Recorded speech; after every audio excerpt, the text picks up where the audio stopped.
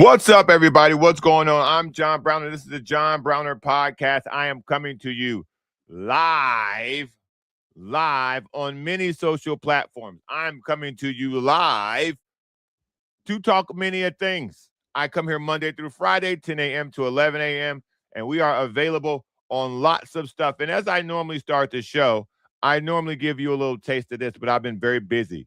I've been meeting with people. I've been trying to work things out. And so you usually see the show start like this.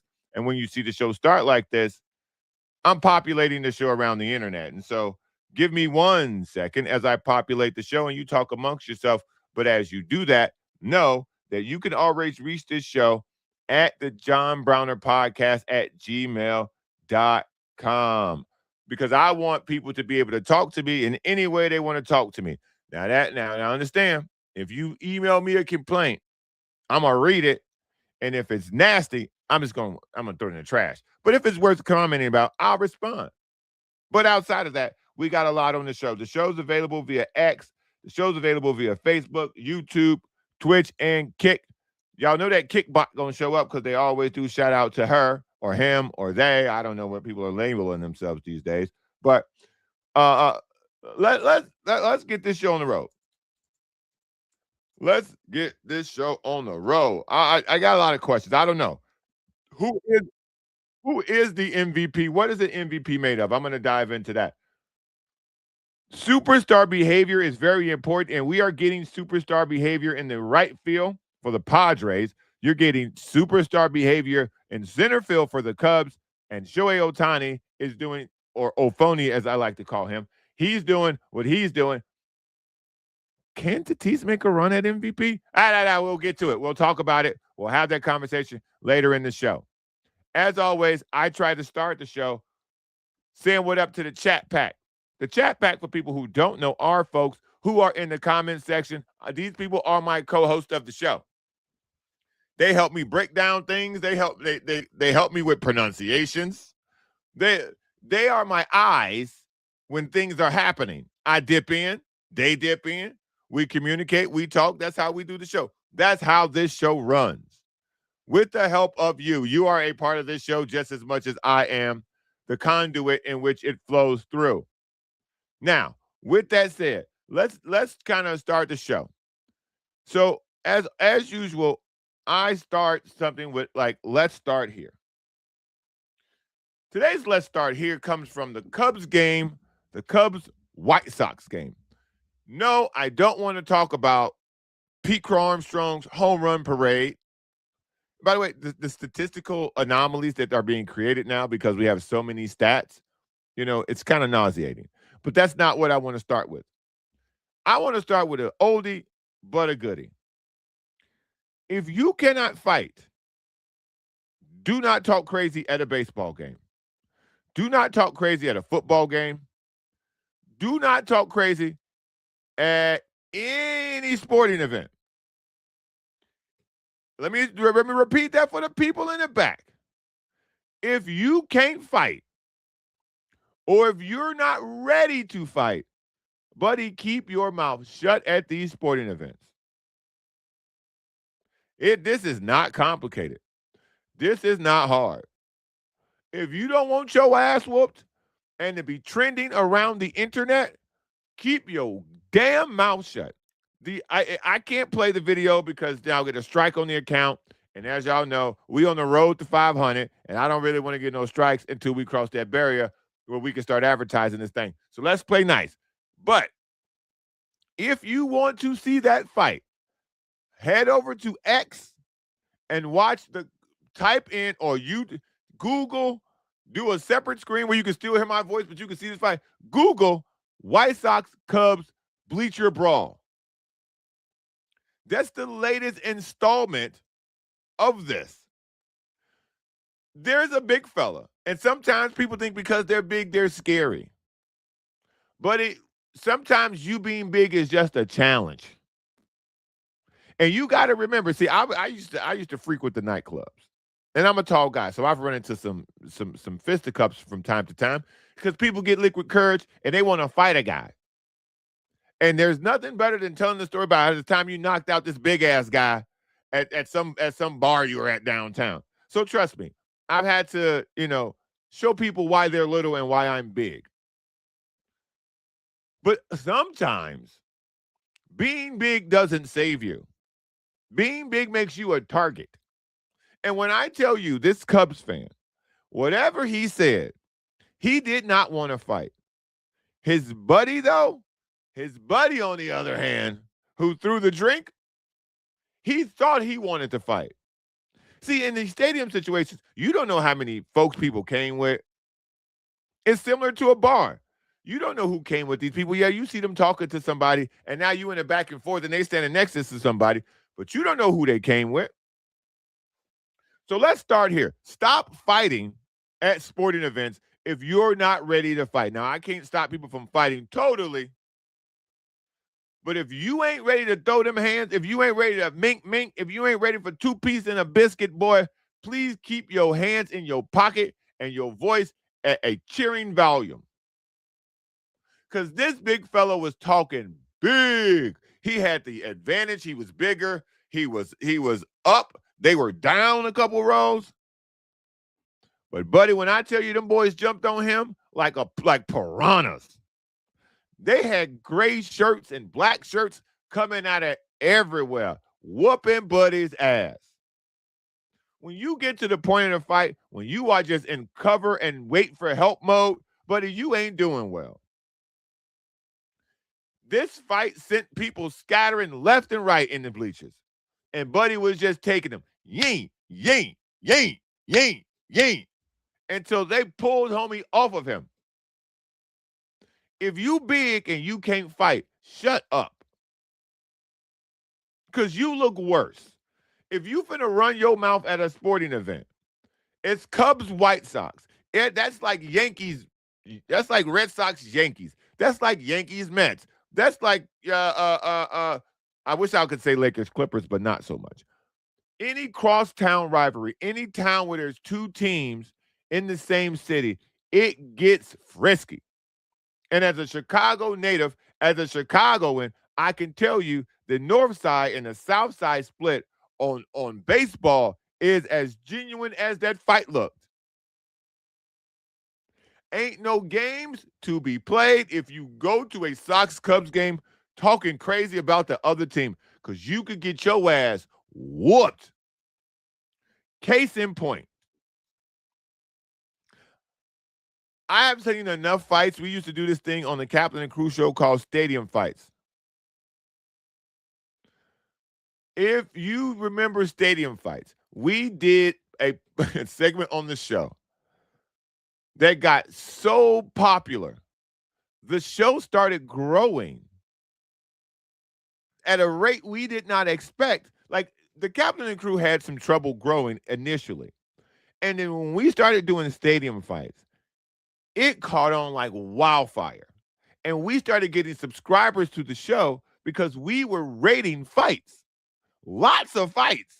Because there were so many fights. And this went on for like 2 or 3 months.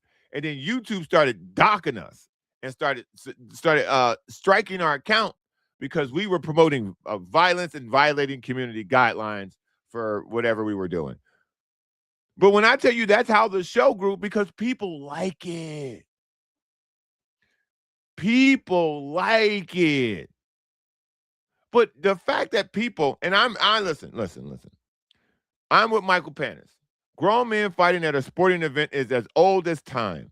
It was dumb then, it's dumb now, and it'll be dumb in the future. You're not winning anything in the parking lot, partner. The parking lot fisticuffs only comes out of your pocket via hospital bill or bail money if they catch you. And they probably will catch you because there's cameras everywhere in those stands and there's cameras everywhere in those parking lots. You ain't getting away. They got your license plate, dummy. If you hop in the Uber, they got their license plate, dummy. So you got to understand, when you fight at a stadium, please be prepared to pay for another ticket. And this ticket may be more expensive than the one you paid to get into the stadium. I may be able to do that, Crystal Davis. I may be able to advise. These fights are for educational purposes only. Let's try that. Let's try that. Hell, whatever. Let's see if we get dinged. Let's do that. Let's see if we can get away with putting this fight up. And if if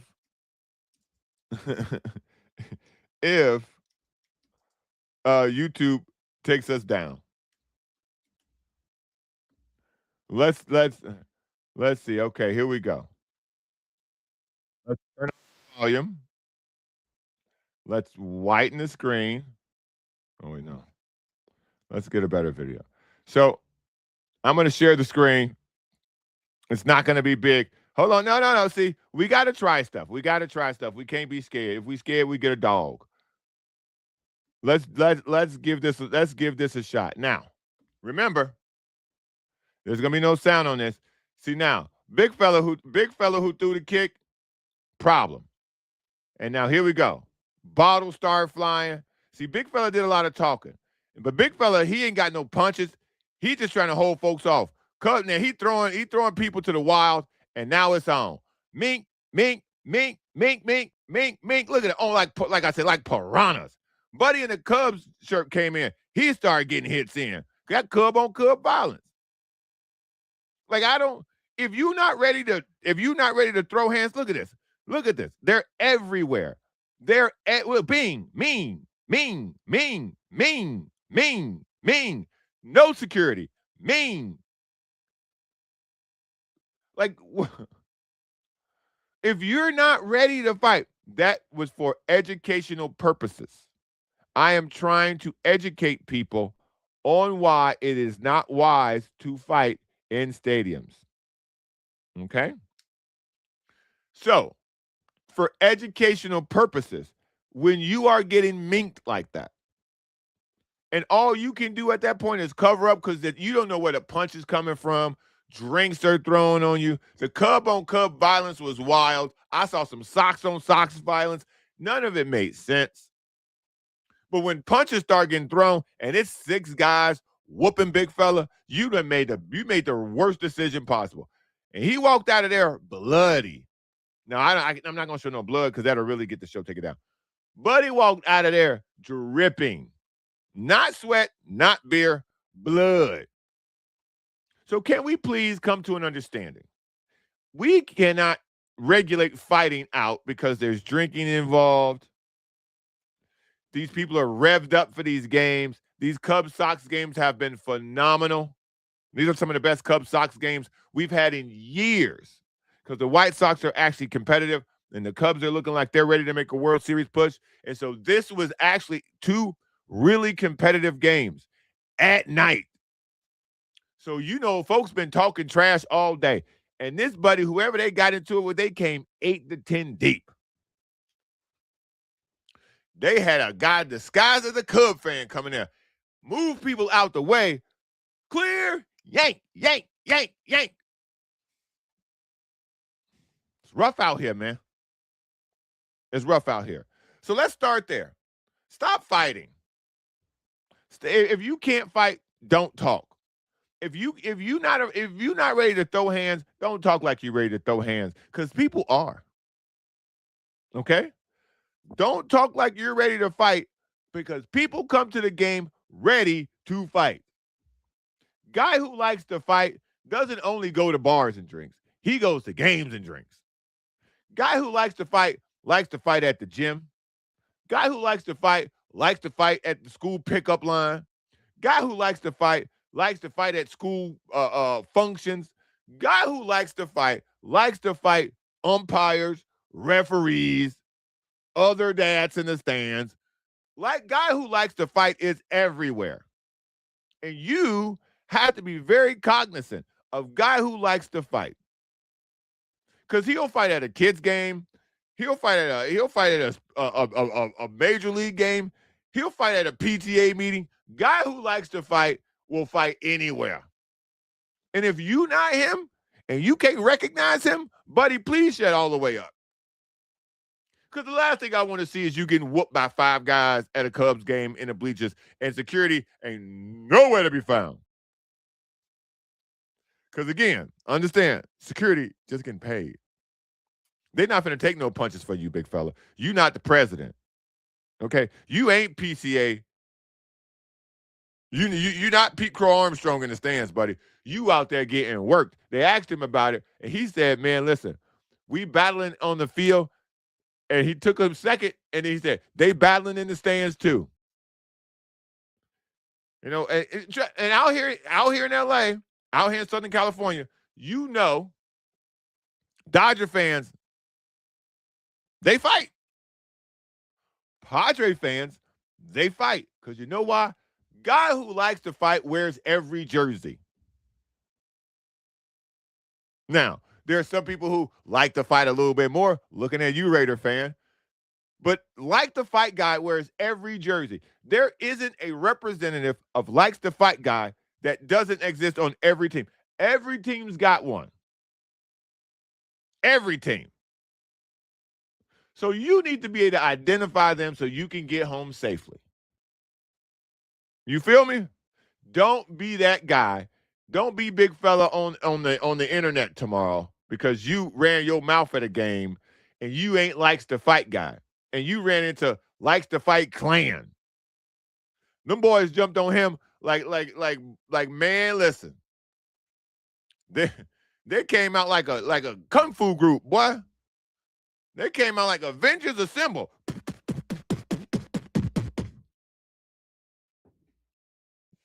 Two-piece in a biscuit. That was a 12-piece in a biscuit. What is 6 of them? Hey, that might have been a 24-piece. Hands and feet. Biscuit. And threw a couple drinks in there for good measure. So cut it out, man. If you ain't built like that, don't be that guy, man. You know, I always include the Sporting Tribune on what I'm doing because I'm now a member of the Sporting Tribune, so shout out to me. I'm not writing articles there yet because I don't, you can't give everything away at once because y'all know I'm a published man. I've been published. I'm a columnist. I'm an opinionist. Is that even a? Hey, listen, man. That's why I got Google to help me with that. I don't even know if opinionist is the word. That's why I don't write no articles. But that's not the point. Check everything out at the Sporting Tribune. The Sporting Tribune is getting ready to launch a television show as well. I'll be a part of that. I am in charge of the podcast network. I am the director of the podcast network. So we got a lot of good guys and a lot of good shows coming up, and I want you guys to be able to check that out. So I'll let you know as things continue to drop. I'm hosting the show, and you guys will be able to check that out too. So stay tuned. When things get ready to drop, I'll let y'all know. But shout out to the Sporting Tribune. Now, we'll get to that. Superstar behavior is about one person in right field and another person in center field and maybe the DH. But you got to know when you won. What the hell am I talking about? Recently, Roger Goodell was asked a question about expansion. He said, we are going to continue to have games around the world, but when it comes to the NFL expanding into other parts of the globe, that is far, far out. The NBA and Adam Silver has been gung-ho about putting NBA teams and NBA markets in Europe. I have got to be very honest with you. I hate this idea. If you're the NFL, you've got to know when you have won. You have conquered this country from coast to coast with football. Football is so popular in America, college football is popular. College soccer works nowhere else, anywhere else in the world. The sport of soccer, which they call football outside of this country, is the number one sport in the world. There is no collegiate. Oxford isn't playing soccer against Cambridge. We're the only country that has college athletics. We're the only ones. This only works here. NFL Europe failed miserably. Let me repeat that again. NFL Europe failed miserably. You can do a couple games a year abroad. You can do a game in Mexico. You can do a game in Germany. You can do a game in Australia. You can do games in these places. That's totally fine. Once a year, you get to travel the world and cheer for your team in a different part of the country or world that you would have never gone to if it weren't for the NFL. So that's a positive part of this. If they put a team in London, that's going to bomb. If they put a football team in Germany, an NFL franchise in Germany, it's going to bomb. They do not digest the sport the way that we do. The Super Bowl is a global event because it's the only game that they have to watch. And it's a global game in a sense because one game out of the year, the entire world covers that game. The NFL has done a great job reaching out to media and getting global media to visit the Super Bowl. That's different than selling out 100,000 seats that they do for soccer around the world. You're just not going to be able to do that. At some point, you've got to know when you've won. And I believe that the NFL has peaked. This is as best as it's going to get. Be happy with that. Be happy with being able to do a game in Mexico and grow your reach for fans. Be happy to do a game in Australia and be welcomed in Australia and in Europe and in all these in France and all these other places where American football has been accepted. That's great. If you want to put a team in Mexico, because that's still on the continent, do that. If you want to put a team in Canada, do that. I'm all for both those things happening. I would love to see a team in Mexico City. I would love to see a team in Vancouver. I would love to see a team in Toronto. I would love to see that when it comes to expansion in those places. When you have to fly across the water, even flying to Mexico City is a challenge because the altitude is completely different. And so when you're talking about moving sports franchises across the sea, that's a failure. NFL Europe failed doing this. The NBA will fail eventually when they do this because they're talking about putting 4 or 5 teams over there. You can barely get 4 or 5 teams that are watchable in this country. When the last time you watched a Pelicans game or a Hornets game or a Nets game? What up, Joseph Sal? We waiting on you, big dog. So to me, as we sit and we watch this, if you're in the NBA, if you're an NBA fan, if you're a diehard fan like I am, I will watch the NBA whenever it's on. Period. I'm 10% of their fan base. Most of the NBA is made up of casuals.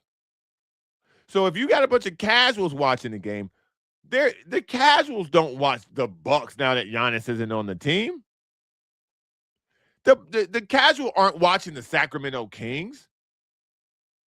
Soon the casuals won't be watching the Golden State Warriors.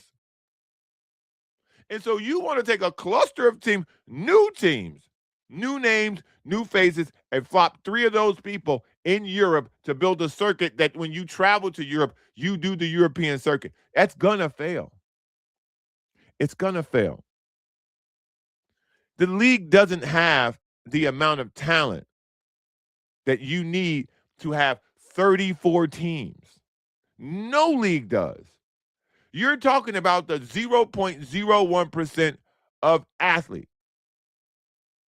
There's not enough of them to go around. Now there's not enough of them to go around. Why would you attempt to expand that?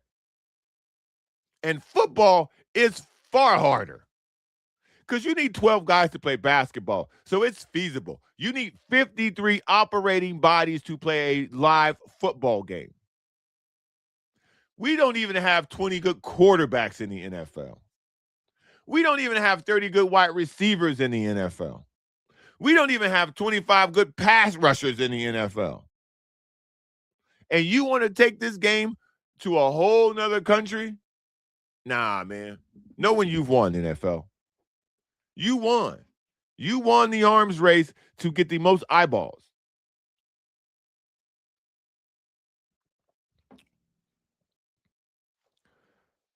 So I don't necessarily understand or know the future I can tell you what works and what doesn't work because I've been watching this for a very long time. I'm 45. I've been actively viewing sports for 35 years. I've been covering sports in some way, shape, or fashion for 15 years. Wildly, by the way, when I said it out loud, but I've been covering sports for 15 years. We've all been watching sports all our adult lives. We know if something has a chance to work and not work. There, there are people who say NBA basketball wouldn't work in San Diego. So how the hell is it going to work in a completely different country, thousands of miles away?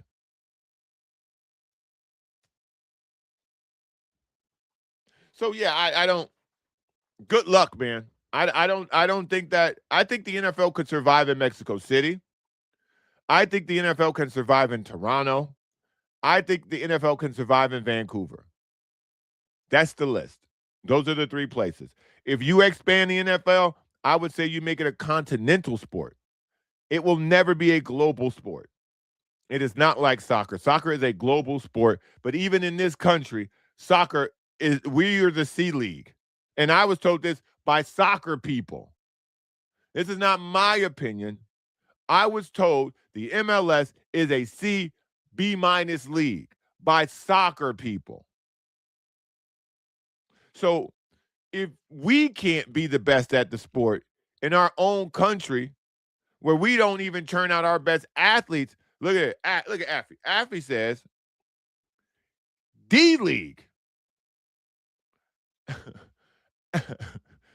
Affy says that the MLS is the D League, and the D does not stand for development.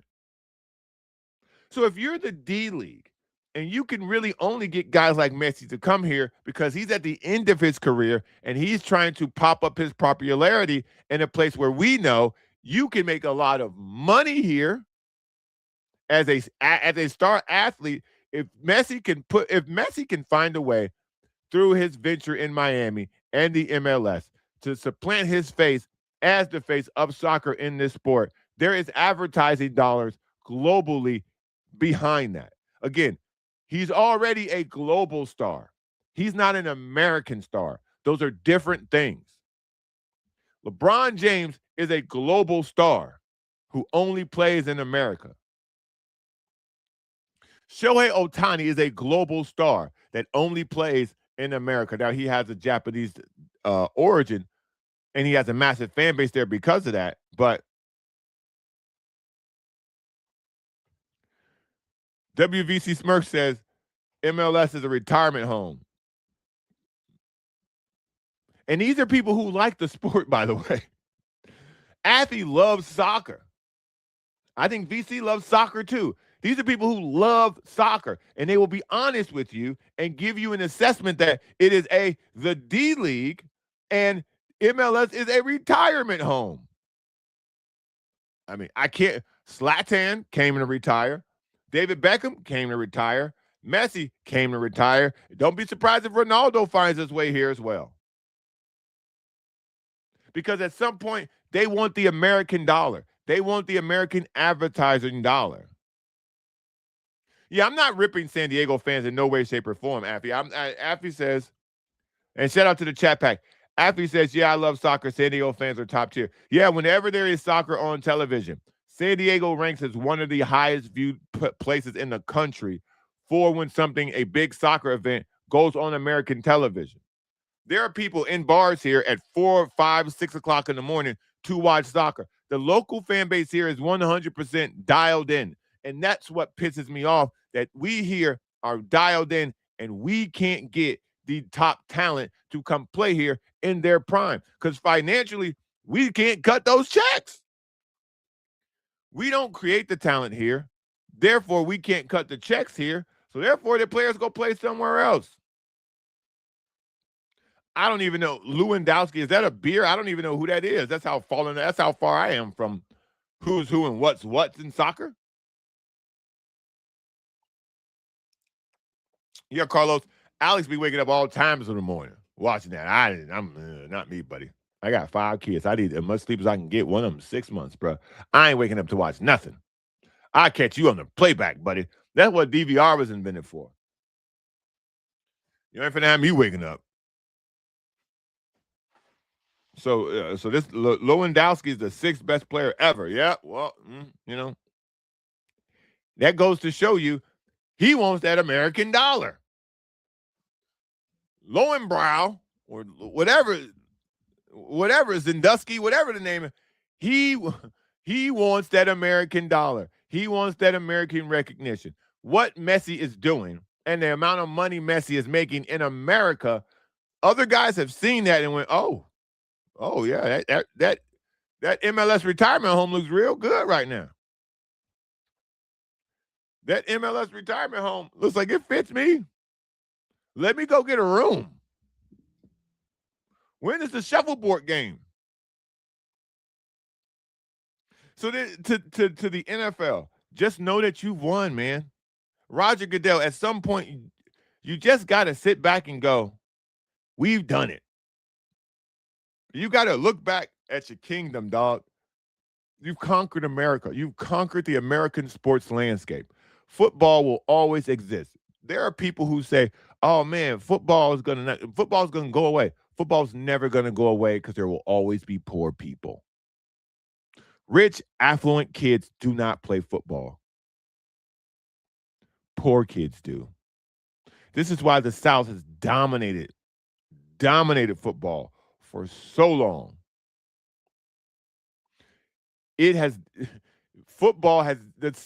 Southern football from Texas to Florida has dominated the sport for so long because that's the poorest part of the country. It's not rocket science, man. Football is a way out for a lot of these young men. So they will strap that helmet on and they will run through a brick wall if that means they get to play for some university and enrich their families. Sorry. This is a fact, man. The idea that people will stop playing football because it's too violent, they don't know this country. I don't know who y'all thought was going to take over the country where football would stop.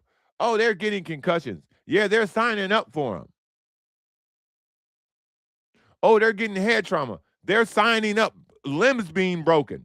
They are signing up for it. You played high school football for free. Your parents had to sign a permission slip for you to crack heads, for you to tear ACLs, for you to break bones, for you to get your fingers bent in ways that even to this day, it ain't the same. For free. For the attempt to play it at the next level. And then you get to that level and you risk more of your body. You risk more of your life. You risk more of your health to make it to the level after that where the reward is handsome. Where you get a king's ransom to play a child's game. The NFL will never stop. There will never be an end to the NFL. But Roger Goodell needs to accept that he has won. The other owners in the NFL have to accept that they have won. There was never even another person in the fight since the 70s. You have dwarfed the NBA in coverage. You have lapped baseball many, many times over. Hockey was never a challenge for you. The NFL owns the sports calendar. You don't have to own the globe. You already own it in the best way possible when you want to. The NBA's got a ways to go, and I don't think the NBA will ever reach the NFL because 82 games is too many. The NFL, your team plays once a week, sometimes on Thursday, sometimes on Monday, but mostly on Sunday. It's the easiest sport to follow. You don't have to pay to watch it on television. It's literally on free TV in the network in which you live in once a week. It's the perfect sport to dominate this country. It's fast, it's violent, it's free, and it's once a week if you root for a team.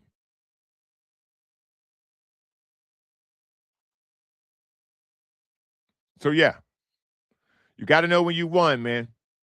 You got to know when it's over, NFL. There are no opponents for you.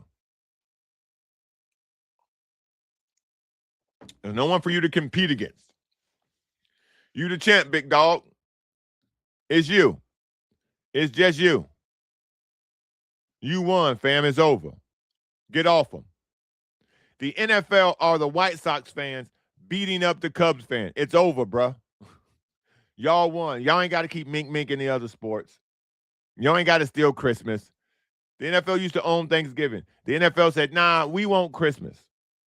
In addition to owning Christmas, we also own New Year's Day. Those used to be NBA days. The NFL owns the calendar now.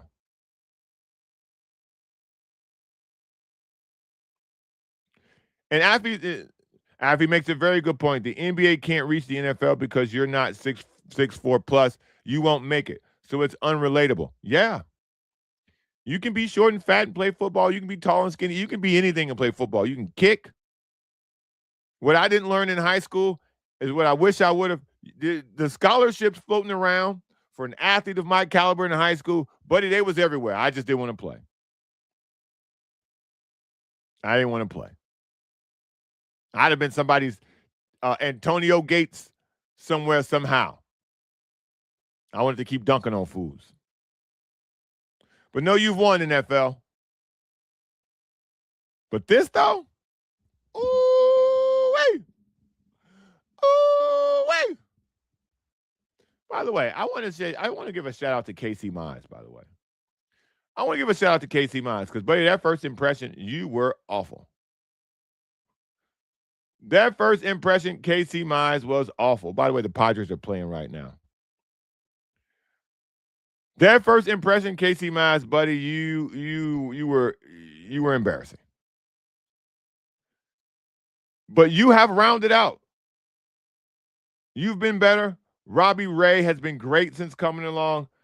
What the Padres have now been able to do, and by the way, I told you guys the formula for what we need going forward. If the Padres have the lead in the 8th inning, the game should be over. Yesterday was a great exercise in that. All sponsored by one person and one person only, Fernando Tatis Jr. This show will be an absolute, I don't want to say tribute, but an acknowledgement that Fernando Tatis Jr. should be getting MVP votes. Yeah, Robbie Ray needs to do stop. He needs to stop walking people. Robbie Ray needs to stop issuing out them free passes. But I think that's kind of what he is. You're going to get some free passes.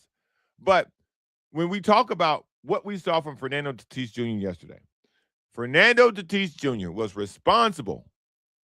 Now, remember this. Fernando Tatis Jr. has been responsible yesterday for 7 runs. He robbed a grand slam, and then gave you 3 RBIs, 2 via the home run. If we're talking about plus minus in baseball, you will not find a day where someone gives you better than that. Responsible for 7 runs, took 4 from the other team. I mean, we gave away 2 yesterday, but not yesterday, but game 1 against the Mets, old third base coach, gave away 2 runs. Tatis took 4 of those back yesterday. The robbing of that home run was so sick. That was so sick. That's why he's your Golden Glover. This is why in the season when he wasn't hitting home runs, his WAR. Hold on, where them glasses at? Where them glasses? Oh, you lucky I can't find my glasses, Graham. Don't you ever come in here with that WAR. Don't you ever? Hold on, Graham. Graham. Hold on. I got something for you, dog. I got something for you. I don't want you to feel left out. You came in here with the WAR. I got something for you, big fella. Don't do that. Don't come in here talk about no WAR. Don't come here talking about no WAR, man. Don't come on this show talking about no damn WAR. You know that. You know we don't need them stats around here. Carlos, what you okay, listen. Listen, Carlos. I'm not gay, but I had to take a cold shower after that catch. Come on, fam. Shots fired. What you doing?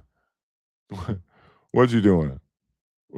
After he asks, you still think he's zesty. But that was a zesty catch. What you mean? What you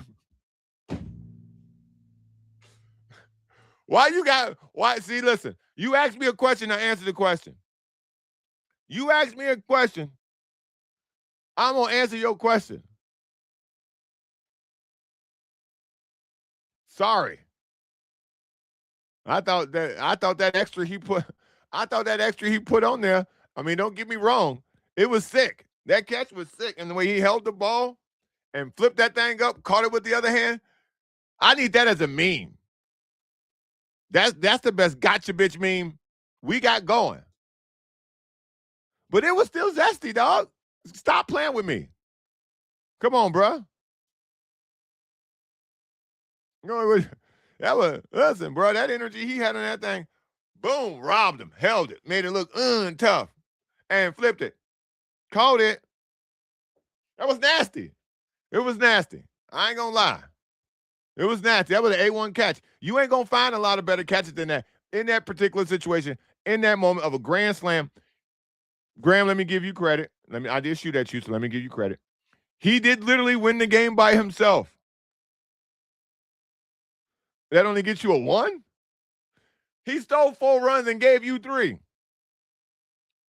His run differential yesterday. Oh, look at me. Look at me go on my bag. Look at me go on my bag. His run differential yesterday was 7, dog. Is that a thing in baseball, run differential? I know it is in basketball, plus minus.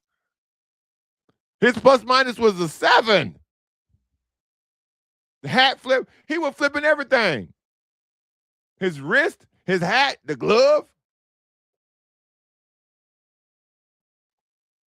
He ain't got no Terry Crews vibes. Come on, man. Don't do that. Okay. Listen, I guess I walked into that. Nah, let's leave him alone. I don't like Terry Crews. I'm not a Terry Crews guy. So I wouldn't do that to Tatis. Not on his worst day. I wouldn't give him no Terry Crews vibes. Come on, man. Don't do that. I kid around with Tatis. I ain't gonna never put Terry Crews and Fernando Tatis Jr. in the same sentence. Them vibes, they ain't vibrating the same. You gotta watch out for Terry Crews, buddy. Okay. If you see Terry Crews in the bathhouse, you better run. You best to run for your life. But yeah, man, Terry Crews. Look, man, what Tatis did yesterday was something that we on this show have been talking about all season. I've said for the last 3 months, Terry Crews. Oh, I said Terry Crews, not Terry Crews. My bad. Terry Crews might be a little. Yeah. Anyway, what I've said about Fernando Tatis Jr. has not changed. I simply said we need to recalibrate the way we root for him and envision him as a player going forward. He has never stopped being the best right fielder in baseball. He's never stopped being havoc on the bases. He battles at the plate. The power just did not exist. But even when the power didn't exist, he was still hitting the ball harder than anyone else in baseball. I don't know why they were tracking this, but they were, because to me, outs and out. But nonetheless, he was hitting the ball harder than anyone else in the sport at one point in time during the season. The ball just wasn't getting any elevation. It is now. It is now. Let me ask Siri a question. Let me see if Siri can help me with this. Hey, Siri. Can you compare the stats since the All-Star break between Pete Crow Armstrong and Fernando Tatis Jr. in Major League Baseball?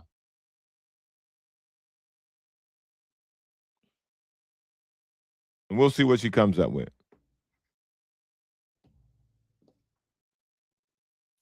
I don't know. She didn't help me out. But yeah, that's really what we're talking about here. What Fernando Tatis Jr. has done in the second half of the season is the same thing that Pete Crow Armstrong is doing for the Cubs. Pete Crow Armstrong started the game with a home run. I think this was today's Wednesday, so this was Monday against the White Sox. He started the game with the home run. Ended the game with the home run. Started yesterday's game with the home run. Fernando Tatis Jr. hits 2 home runs. The day before that, hit a bomb home run where the camera almost lost it. So when we're talking about people who are the lifeblood and now the engine for their team, Fernando Tatis Jr. is playing on par with what Pete Crow Armstrong is doing. This morning on Get Up, you know who led the show? Fernando Tatis Jr. Get Up is a football show. Do you know how dynamic you have to be for a baseball highlight to lead on Get Up? When you rob a grand slam and the first pitch of the game, you hit it over the fence, followed by hitting another home run later in the game, yeah, that's going to lead the show. Fernando Tatis is in the form in which I always thought he was. Obviously, last year was rough. The everything after the steroid controversy has been rough, and it just kind of feels like he's finding his own groove. I think Fernando Tatis Jr. is putting himself in a category with the Otanis. He's putting himself in a category with the Pete Crow Armstrongs. Because, by the way, I don't think there's a difference between him and Pete Crow Armstrong. Fernando Tatis Jr. has had the best second half in baseball. Pete Crow Armstrong has had the best year in baseball. But if you also remember, at one point in time, the Cubs had lost 12 of 16 or something of that nature. So the idea that, Pete Crow Armstrong was good even then,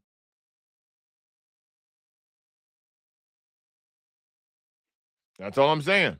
That's only the only difference is that Pete Crow Armstrong's power was evident to start the season, and Tatis's power was absent to start the season. Both teams struggled throughout the year. Both teams are in the wild card hunt. Both teams are led by a guy who's tremendous in the outfield, but I would say Fernando Tatis is better in right field than Pete Crow Armstrong is in center field. And it's August the 19th. We got time for Tatis to get into this discussion. We got time. We got time for some Tatis MVP talk. If he does it to the point where he keeps finding himself on Sports Center and he keeps leading Get Up, the conversation will happen. By the way, this 10 o'clock start, I knew this was bad news. They don't even have a hit yet. They've been through the whole lineup. The lineup's about to flip. They don't have a hit. By the way, neither do the Mets. So let that be what it is. But yeah, man, this has been one of the better turn of events. Oh, Affy's going to break it down for us. Okay, so is this post All-Star break, I'm assuming, right? So Pete Crow, no, he didn't have 23 home runs post All-Star break. These are Pete. I'm gonna say these are Pete Crow Armstrong's. Oh no, okay, yeah. This is post All-Star break. Pete Crow Armstrong, 274 average. Shout out to Affy. 274 average, 23. I don't know if those 23 hits. I don't think that's correct.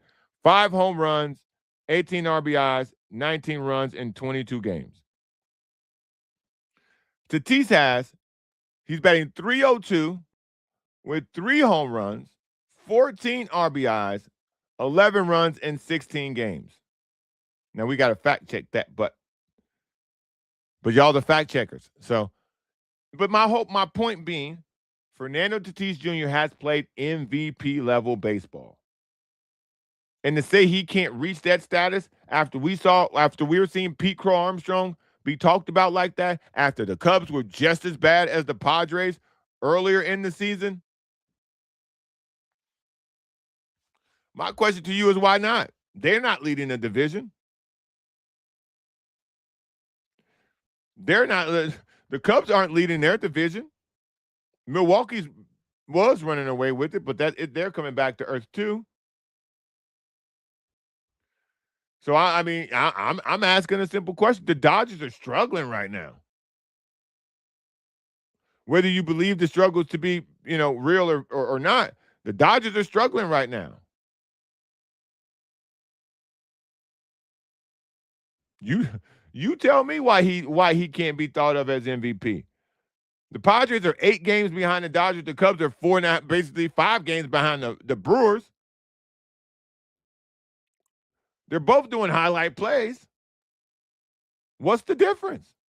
Shout out to Affy on the stats and information today. You tell me what's the difference between Pete Crow Armstrong and Fernando Tatis Jr. right now.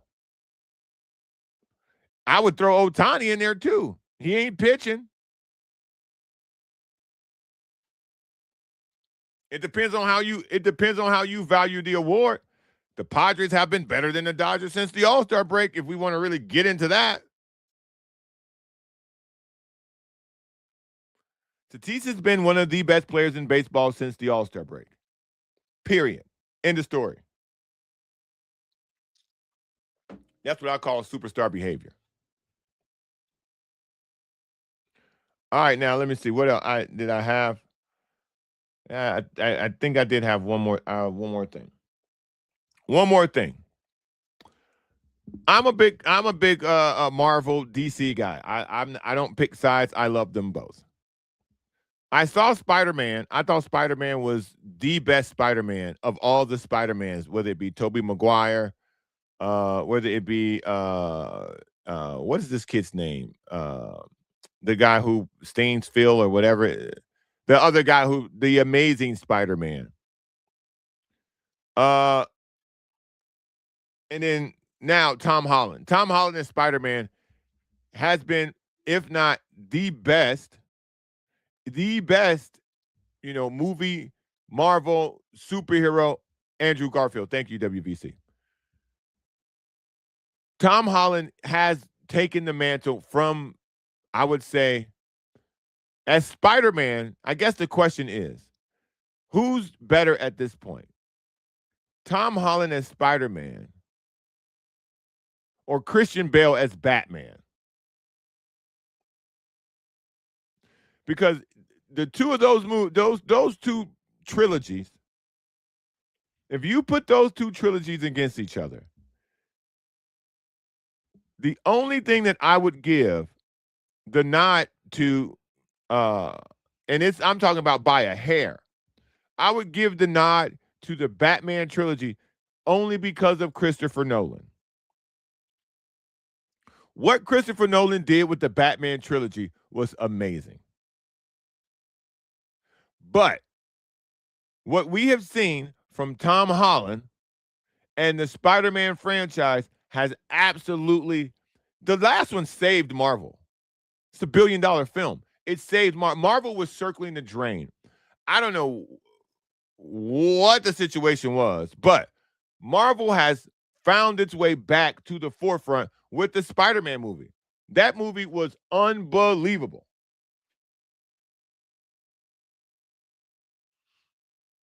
So to me, watching, and I bring those up to say, I saw the first episode of Green Lantern. And Green Lantern has never been done well. Ever. In live action. Green Lantern has never been done well in live action. Period. It's hard to do Green Lantern because the CGI that you need because of the ring, it makes the character difficult. But at the end of the day, it's never been done well. The Green Lantern on HBO is the first time I watched the Green Lantern in any shape or form, in any iteration. I went, this is dope. I'm looking forward to the Green Lantern. I really am.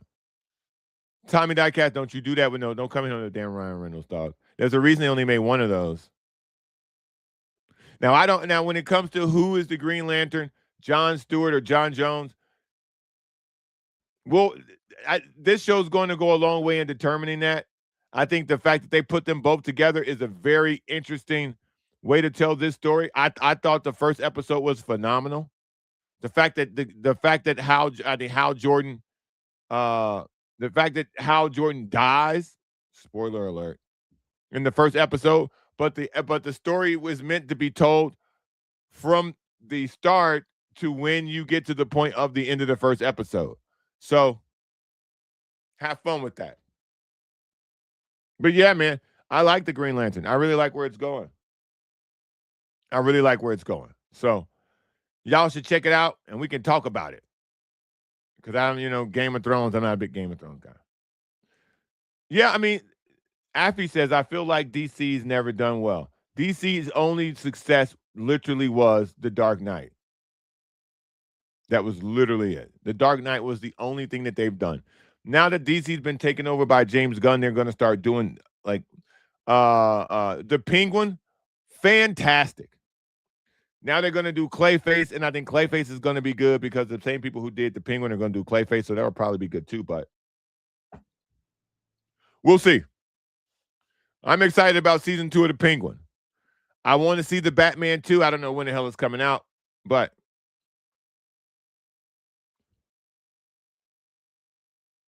still hitless. Still hitless. That's crazy. The game's too damn early, man. I think WVC asked me yesterday, I should simulcast the game and the show. We're now on, I think it's the 6th to 5th inning, if I'm not mistaken. Wait, let me see where we're at. I think we're in the 5th inning now. 4th inning, top of the 4th inning. We don't have a hit. So, yeah. Glad I didn't do that. I didn't want to watch Manny strike out twice. Y'all get to the game. I'll see y'all tomorrow. Hopefully they get a hit and we'll have something to talk about tomorrow. Keep your hands to yourself. Peace. Subscribe to the John Browner podcast on YouTube and download the podcast on iTunes. I know I don't look like him. Just go subscribe.